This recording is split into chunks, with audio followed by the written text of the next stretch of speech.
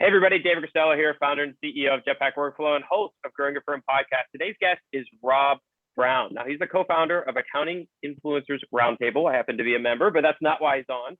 And he is the co-host of the Accounting Influencers podcast. He's also a business development coach for accounting professionals through the Business Development Academy.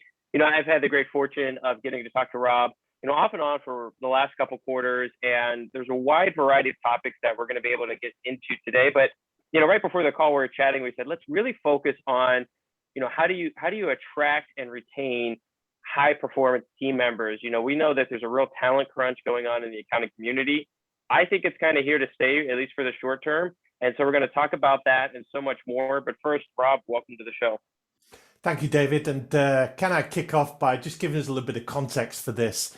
In the UK, it's just been announced that we had our highest level ever of job vacancies. So there's a real war for talent. And I saw a recent article on Forbes that said that attracting and retaining skilled workers has never been more challenging, as 54% of companies globally are reporting talent shortages, which is the highest in over a decade. And the US particularly has tripled in the last 10 years, with 69% of employees struggling to fill positions. And that's up from 14% in 2010. So this is a really tough issue.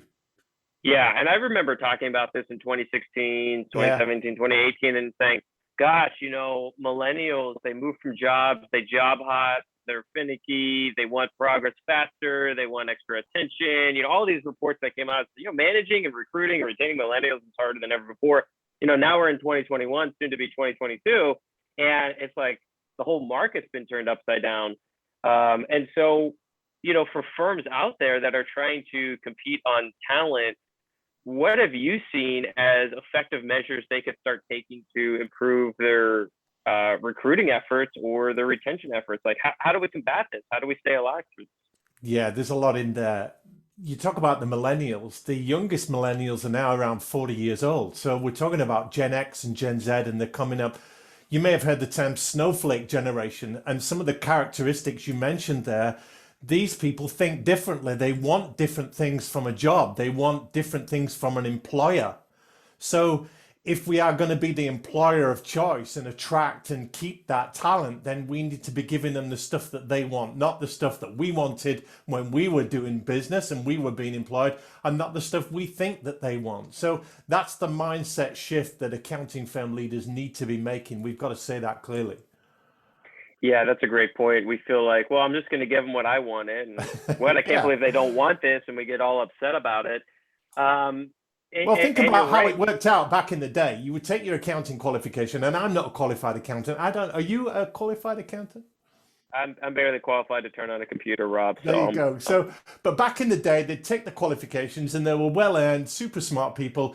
They'd then get into an accounting practice. They'd be chained to a desk for 10, 15 years to earn their stripes. And if they stuck around long enough doing boring audits and spreadsheets and everything else, they may get a promotion to manager, director, or heaven forbid, partner. And that was your career path, but you got it by serving your time. Now, people are saying, if I come and work for you, what are you going to do for me to accelerate my career so that I can do the more interesting work with the more interesting clients, work on the more interesting projects, because I've got the brains and the smarts to do it. And if you say to them, well, you've got to stick around for a few years first and show us that you're good enough, that doesn't wash. So you're already on the back foot with your recruitment policy. Yeah. And I feel like an early mistake people make, they might be listening and say, oh, you know what, Rob, I agree with you. I buy into this. I love this. Is that they try to pitch, come here and be happy. Where I feel like the best employees want to be challenged. They want tough love. I think, sometimes we look at millennials or Gen Z or the snowflake generation, and we say, okay, let's make sure we coddle them and we treat them, with extra delicate, gloves or whatever it may be. But I think if you define your culture appropriately, there is top talent that if they feel like they're being pushed and they're learning a lot from you, the partner or owner, that is a big attraction for the firm. Well, let's look at why we've got a problem with talent. It's not just that accounting firms are growing and need to fill spaces.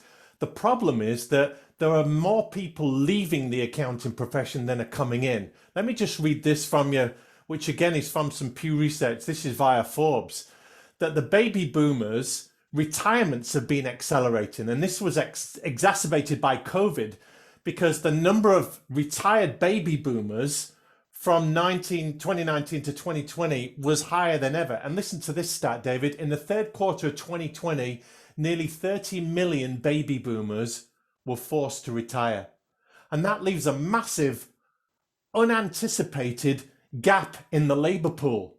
Now, there are lots of reasons for this, but if they're retiring or giving up the job, or they can't work hybrid, or they can't work remote anymore, or they haven't got the skills, or they haven't got the appetite to do it anymore, then they go. They get a retirement package, they take their equity out, and they move on. But that's a massive skill gap and experience gap that needs filling, and firms have almost been caught by surprise. Have you seen a little bit of that?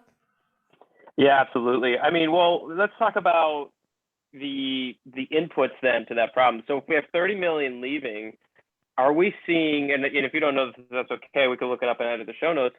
Are we seeing the accounting profession increase, decrease, or stay flat, the number of graduates coming out? Like, can we actually fill that gap? Well, here in the UK, we've got some evidence that there are more people dying and retiring from the accounting profession than there are coming in. But that's not necessarily a problem because we've got this thing called technology. So what is technology doing? The automation, the bots. You can now do an audit with the press of a button that it would take many hours for an accounting professional to do. So do we necessarily need more accountants? Possibly. But do we need all those accountants doing all the things that they were doing before? No. So there's not that much of a problem in that respect. But heavens above, we need accountants more as business owners, you and I, than we ever did to deal with the complexities of a post-COVID world, to deal with all the things we need to know. You've come across the phrase VUCA, David, I'm sure. That volatility, uncertainty, complexity, and ambiguity, VUCA. This is the world that we're in. Best practice has gone out of the window. If you make 12-month plans now as an accounting firm owner, it's almost futile because we can't predict with much certainty what's going to happen in the next 90 days. So in that backdrop, we want people that have the skills to be agile. We don't want pen pushers and people that can handle the automation. We do need, well, we'll come to the advisory conversation soon, I'm sure, but we need skilled accountants that have commercial awareness, that have experience of business, that can talk to people as well as talk about the tech. And it's a very difficult equation to balance. Yeah. So, I mean, what I'm hearing, it's not exactly what you're saying, and I'll say it in my own words, it's like, recruiting, you can kind of relate it to dating a little bit, right? Which is like, in the sense of, everybody wants the perfect partner, but are you the perfect person, right? Have you done enough to really help yourself? And so, like, if you want to be this firm that attracts top talent, have you invested in advisory conversations, technology? Have you figured out, hybrid work policies that could attract top talent? Have you, are you a great mentor or trainer to help them build soft skills to have or enter advisory relationships with clients? Like, these are the things that's going to attract people to your firm. And if you're hoping that somebody brings all that to the table as a new employee, it's just not going to happen. So there is a bit of like, you got to work on yourself to attract the best talent, in this case, to your firm, right? Yeah, and I don't know if you're single. I've been married 20 years now. I'm married, so I'm like woefully outdated in like what actually happens today. But anyway, you don't know. But let's talk about dating for a moment. They say that if you want to attract the right mate, be the right mate. Don't they? They're just like you're saying, if you want the best talent, then be worthy of attracting the top talent. If you want the perfect woman or the perfect man, you've got to be close to a 10 out of 10 yourself. So the responsibility is on the firm to do a couple of things. One is to be attractive and speak the language of the Gen Z, the Gen X coming in, the new talent, the new graduates. So it's an employer of choice situation. They really want to work for you. And we can talk about how you do that. But the second is in developing those people so that you might not be able to hire a brilliant tax professional right out of the gate, because those are really, really rare. But what are you doing to develop your people? What are you doing to say, okay, you know this much about tax, but you need to know this much? So let's get somebody around you as a mentor that's a senior partner in the firm, someone that's done this a while, and sit with you so that you will get to where we want you to be in 2 years with somebody, with help, with support, with training, with mentoring, than you would just by living out 5 years of doing your daily job. And let's hope that you get to be a good enough tax professional. Yeah, I mean, It sounds like the interesting thing is, the skill set of landing your first couple clients, of doing great work for them, of building the firm, even hiring your first couple, typically junior people, admin people, office management people. Real recruiting and talent development is an entirely different skill than the starting skills that you needed to build your firm. And I think it's underappreciated how much you have to evolve as a firm owner leader to become a great recruiter or person who develops talent. Well, let's look at in my opinion, the 5 skills that a modern day accounting professional needs. Now, we could bat and ball this and you might come up with a slightly different 5, but for me, the strong people coming into the profession or developing their career and having the most career options have 5 things. The first is technical skills. So they've got to have the knowledge and expertise to be a good CPA, a good accountant. They've got to know their shit, if you like. But beyond that, the second thing you've got to have is technological skills. Now, you said earlier, you can just about turn a computer on and off. When I'm talking about technology, we know how much it's accelerating the profession and digital transformation on all of this. So a good accounting professional these days has to not be a geek, David, but they have to know more than turning a computer on and off. They've got to know about apps and tech stacks and legacy software and all of this stuff without being too much of a nerd. So we've got technical skills, we've got technological skills. Beyond that, you've got to have people skills. Now, back in the day, if you were an accountant, you were the expert, you were the advisor. You could have lousy people skills, but people would come to you for your expertise because you were the only one that could work the numbers.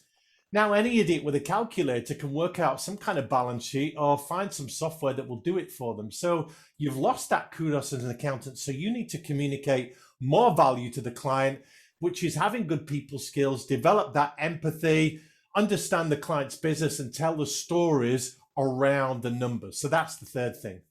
Fourth is commercial awareness, commercial acumen, business sense, commercialization, whatever you call it. Now, accountants are not necessarily business owners, but they've got to understand that the business owner is an entrepreneur. So can accountants think more like entrepreneurs rather than an employed person? Now, you can develop commercial acumen. You could read more. You could get into business more. You could visit your clients more and see what they're doing on a day-to-day basis. You can ask better questions. You can listen to podcasts and listen to some of your great shows, and that develops commercial dexterity. But the fifth one, which is most overlooked in my view, is selling skills. Now, we don't want to turn CPAs and accountants into salespeople per se, but all leaders, all influencers, they need the ability to sell an idea, to sell an argument, to sell a conversation, to sell an advisory proposition or recommendation, to sell an initiative, a project, a piece of software, a course of action. That needs selling skills, influencing skills, persuasion skills. And we know that the best CPAs are the ones that generate revenue for their firms. So if you want to accelerate your career, speaking selfishly, get good at selling, because if you can bring in new clients, wow, you are accelerating your career trajectory. So there for me are the 5 skills that accountants need to get on. And they're the 5 skills that accounting firms should, in my view, be coaching into and mentoring and teaching and training into to give their people the best possible chance to develop those. Yeah. Now, look, the way I would internalize this, and to each their own if you're listening, and I hope everybody's jotting down notes, is, I can almost, visualize a spreadsheet or a table in some sort of doc where you can kind of lay out these hard skills and assess yourself as a listener, as the firm owner, partner, or leader on where you rank on this, below expectations, meeting expectations, or exceeding expectations, and to have a little bit of self-reflection and create a roadmap for yourself on where you can develop in these areas. And then you could also apply this to your recruiting as well, because look, if you have a roadmap for yourself, let's say selling skills is something that is lacking and you're going to find a trainer, coach, partner, mentor, whoever to help you with that.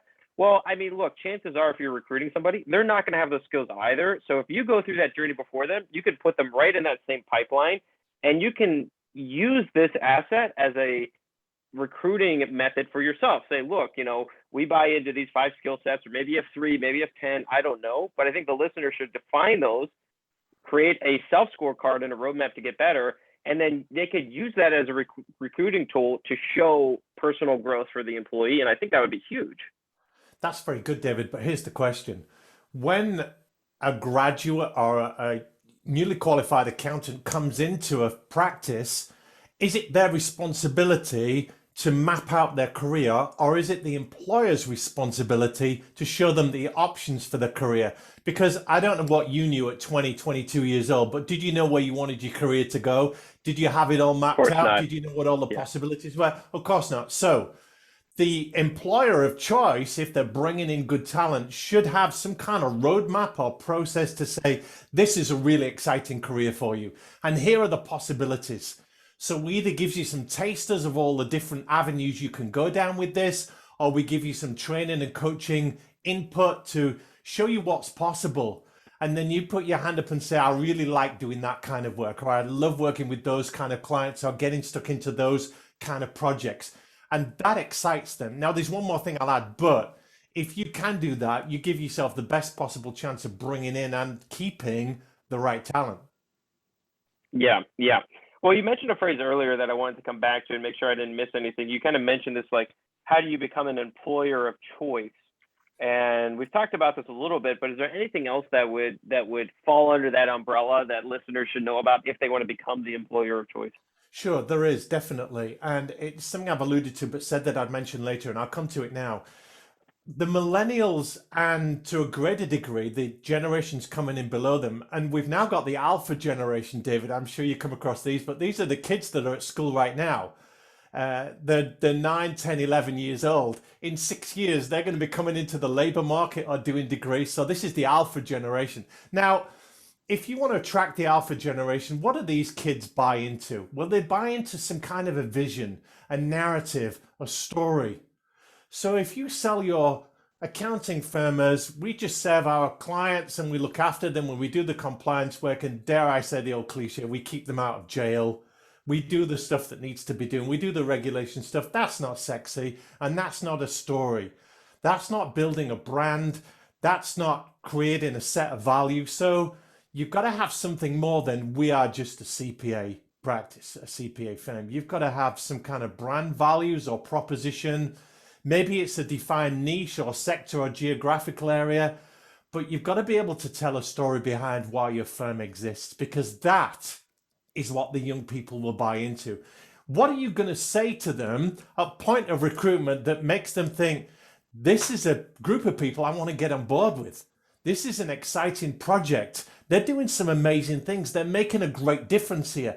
And starting to talk about the outcomes you create for the clients, the differences you're making, the results you're generating, the journey that you're on, well, that gets them sucked in. Yeah, well, and I think the big thing that is maybe not talked about enough, and thank you for introducing that phrase. You're probably the first guest to mention Generation Alpha. They have such a cool name. Yeah, they are. Man, every other generation, I'm sure, wishes they were Generation Alpha. But I think the fractional and freelance and gig economy is really going to continue to crunch the labor market, because these kids are going to come out of school and they're going to understand these modern platforms. They're going to understand whether it's TopTal or Paro or Payro, or gosh, there's going to be 17 new platforms in the future. They could be anonymized. They could be, facilitated through crypto transactions. Who knows what it's going to look like? But if they don't want to go work full time, there's more options than ever before to just say, yeah, I'm going to freelance for a couple of years. Maybe that evolves into starting my own firm, because look, we've seen brick and mortar suffer, but the rise of internet and e-commerce businesses have increased. And so you have these digital natives coming to the market. They could go freelance, they could start their own firm, and they have modern day acquisition methods. These will become either your great employees or your competitors. Yeah. And the alpha generation coming up now that are in their early teens, they will be going into jobs in 5, 10 years' time, David, that don't currently exist. Because the labor market is changing so much, the role of an accountant we know is changing. Jeff Bezos, have you come across the pilot story? I've seen it. I've seen both Bezos and private equity at large seem to be investing a lot more in the accounting industry.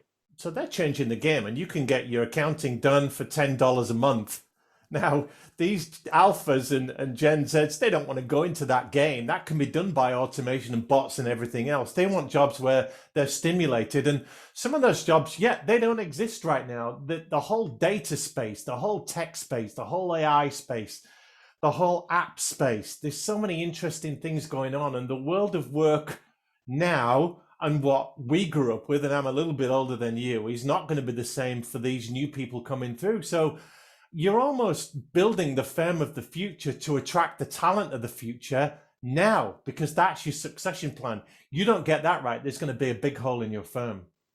Yeah, and I will say, look, if somebody's listening right now, they're like, gosh, I don't have all these structures in place. I don't have all these systems in place. I haven't invested in technology as much as I want to, or been an advisor as much as I want to.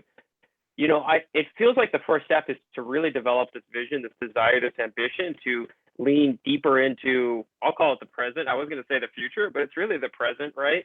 Yeah. And if you develop that vision and you can articulate it simply, that in and of itself is a recruiting method. And say, look, historically we've been the firm that keeps you out of jail. We do the standard stuff, but where we're going and what I want you to be a part of is X, Y, and Z, right? And I think that tells a great story. You don't need everything checked off today, but you need, I think that prerequisite step is you need that vision and articulate it very clearly.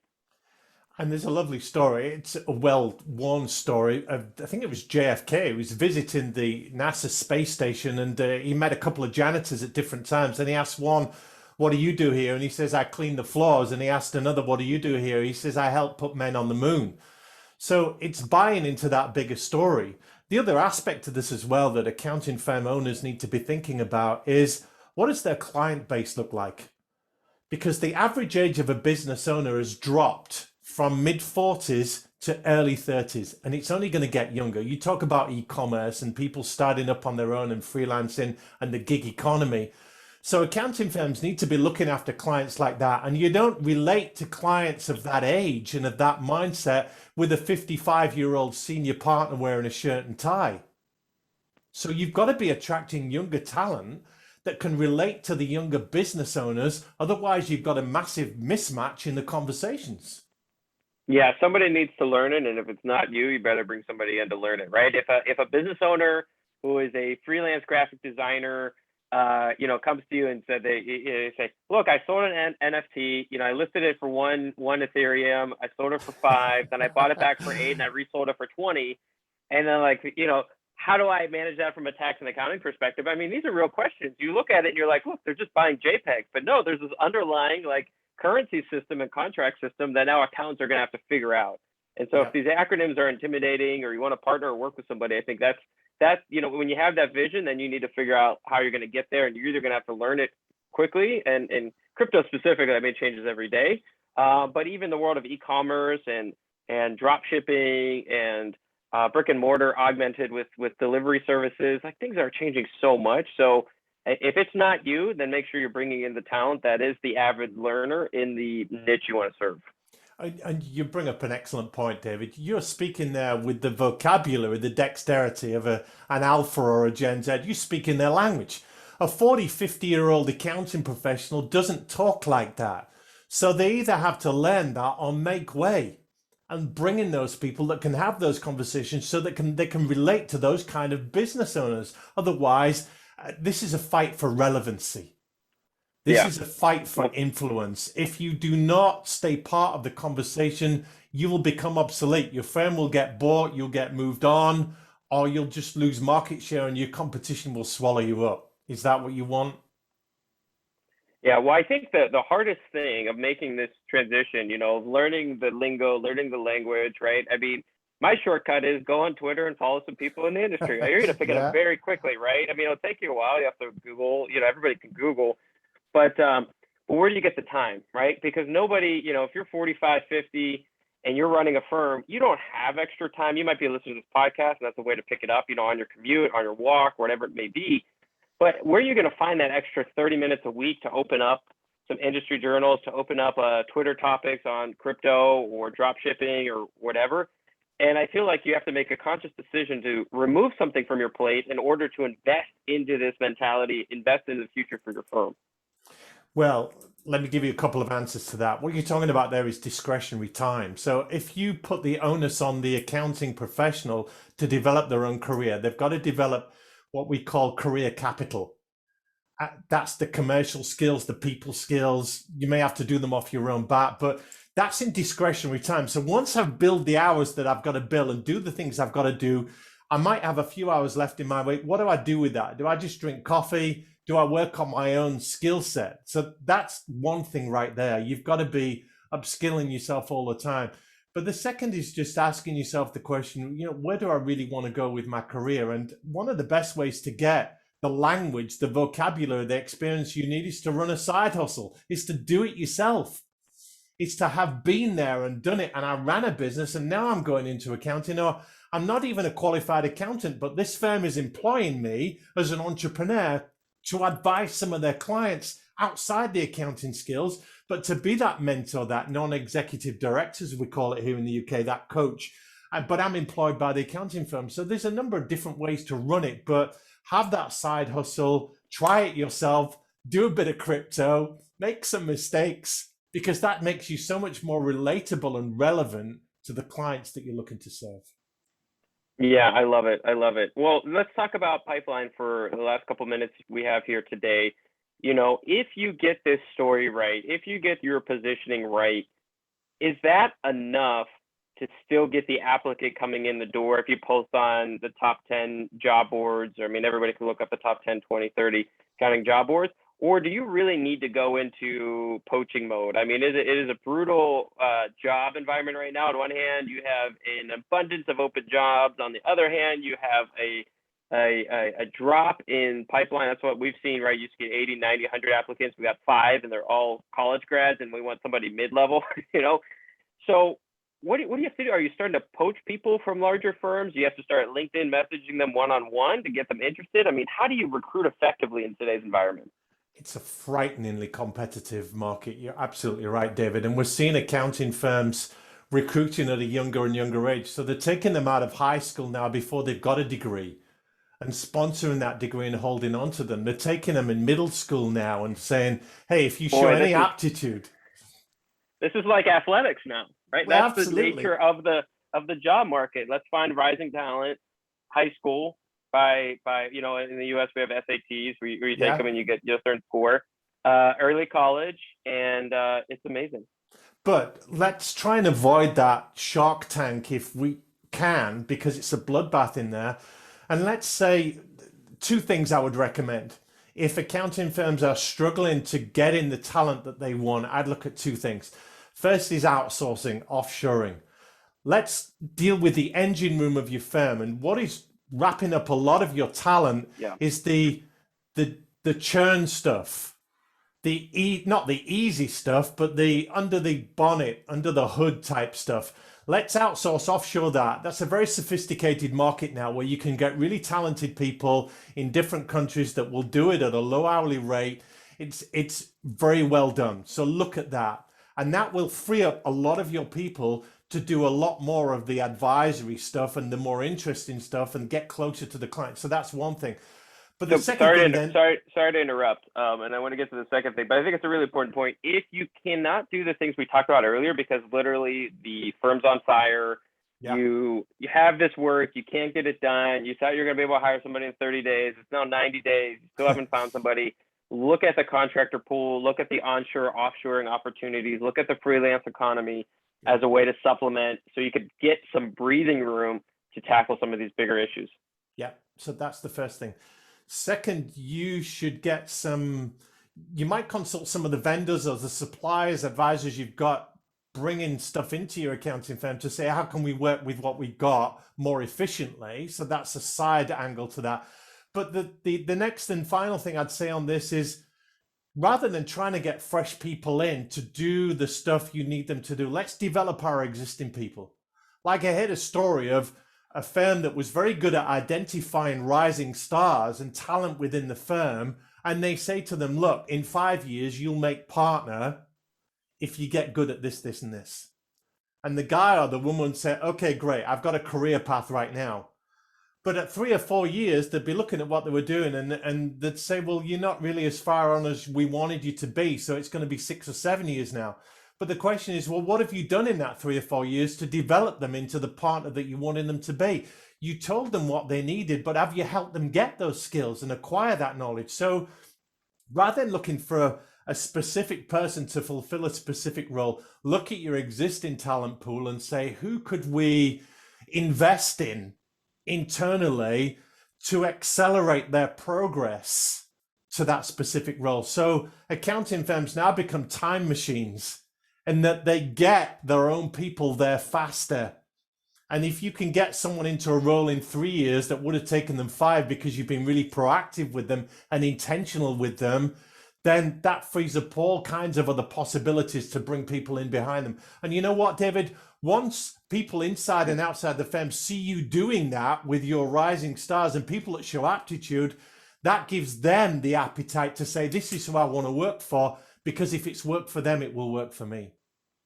Yeah, I love that. So if the firm's on fire, you need capacity, look at supplementing it with onshore, offshore, or freelancers. Once that creates the headspace for you, you can look at your existing talent and say, do we have great growth plans, mentoring plans, or can we accelerate them for the skills we need at the firm that we want to hire for and we can't? And through the process of developing that, you actually build a recruitable asset. So you go to the next person that applies and says, look, not only do we have this firm that does these things, but we now have growth plans where we can accelerate them based off of your, desire, ambition to lean into this. And so it's kind of turning the problem on its head. It's not shotgunning more job boards. It's thinking a bit smarter about your capacity crunch and your skill set crunch. You've got it, David. Between us, we've just solved the recruitment crisis for the accounting profession worldwide. Yeah, there we go. It's not bad for a 30-minute interview. So, Rob, if somebody wants to reach out and say thank you for solving the worldwide talent shortage in the accounting profession, they want to learn more about everything you do, what is the best way for them to connect? You're right. We should be made the czars or overlords of the accounting profession globally. Yeah, thank you for that, David. I run a podcast called Accounting Influencers. We must have you on as a guest sometime. And that's been going a few years right now. It's a radio style show, goes out every day. So do check that out on any of your platforms. And I'm on LinkedIn. It is the de facto, I guess, platform for professionals like accountants. So I'm always open to a conversation on there. And keep doing all the great things you're doing with your show.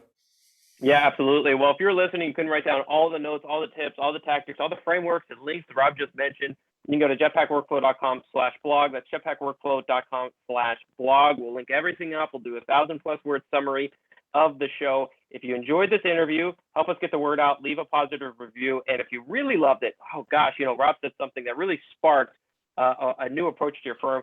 Share it with a fellow firm owner that needs to hear this. Rob, thanks again so much for coming on. Been a pleasure, David. Stay safe.